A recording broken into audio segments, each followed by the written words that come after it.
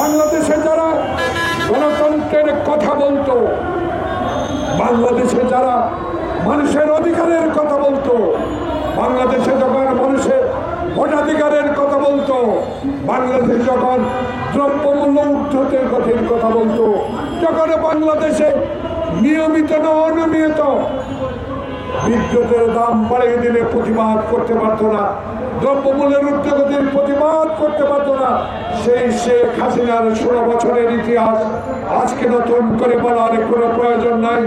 শুধু আজকে মনে করিয়ে দিতে চাই, ফেব্রুয়ারি যখন নির্বাচন ঘোষণা করলেন, হবে রোডম্যাপ, ট্রেন চালুর ব্যবস্থা করলেন, তখনই আমরা শুনতে পাই নানা গুঞ্জন, তখনই শুনতে পাই নুরুর উপর অত্যাচার, তখনই শুনতে পাই পিয়ার, তখনই শুনতে পাই নির্বাচন নিয়ে ষড়যন্ত্র, তখনই শুনতে পাই যারা আমার মায়ের বুক খালি করে 71 সালে বুক থেকে নিয়ে গুলি করে হত্যা করেছে, তারা আমাদের বন্ধু ছিলেন, বন্ধু থাকেন, স্বইচ্ছে আপনাদেরকে ক্ষমা করেছিল। আজকে আমাদের নেত্রী আপনাদেরকে মন্ত্রিসভায় অংশগ্রহণ করিয়েছিলেন। আজকে যদি আবার যখন শাহাবুদ্দিনের মতো একটি নির্বাচন এই ডক্টর প্রফেসর মোহাম্মদ ইউনূস এই দেশে করবেন, ঠিক তারই পূর্ব মুহূর্তে আবার কিসের ষড়যন্ত্র শুরু করেছেন? এই ষড়যন্ত্র আপনাদের না, এই ষড়যন্ত্র ওই দিল্লিতে বসে থাকা শেখ হাসিনার ষড়যন্ত্রের সাথে একই সুর।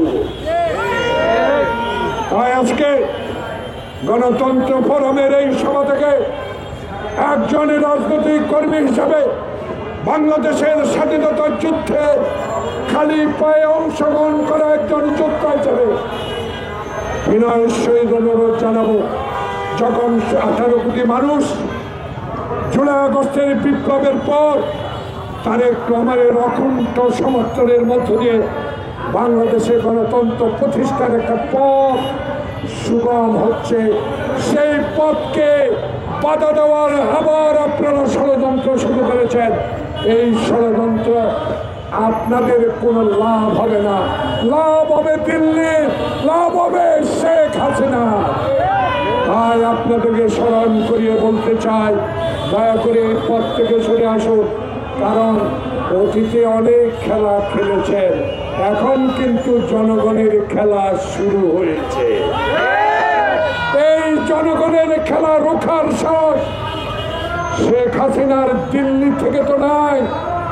আপনারা যারা বলেন পিয়ার, আপনারা যারা বলেন নির্বাচন হতে দিবে না, আপনাদের পক্ষ সম্ভব না, কারণ এদেশের জনগণ প্রফেসর মোহাম্মদ ইউনূসকে সমর্থন দিয়ে এই সরকার পরিচালনার দায়িত্ব দিয়েছে।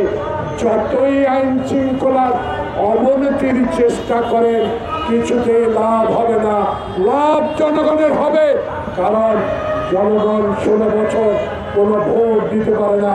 আমার নেতা তারেক রহমান, আমার ভোট আমি দিব, আমার পছন্দের লোককে ভোট দিব, আর দিনের ভোট দিনে হবে না, এবার রাতের ভোট হবে, 14-এর মতো ভোট হবে না, 18-এর মতো হবে না, 24-এর মতো ভাইয়ে ভাইয়ের ভোট হবে না। এই ভোট হবে ইনশাল্লাহ জনগণের, যে খেলা, এই খেলায় জয়লাভ করবে নির্বাচন কমিশন। তাই আজকে এই ক্ষুদ্র পরিষদ থেকে একজন রাজনৈতিক কর্মী হিসাবে আবেদন জানাবো, আসুন, মতবিরোধ থাকতে পারে, দল নিয়ে মতবিরোধ থাকতে পারে, কিন্তু বাংলাদেশের স্বাধীনতা, বাংলাদেশের 71-এর যুদ্ধ, বাংলাদেশের সংবিধান নিয়ে কোনো কথা আর মানা যাবে না। নির্বাচন সংবিধান মতোই এই ইন্টেরিয়াম গভর্নমেন্টের আন্ডারে হবে।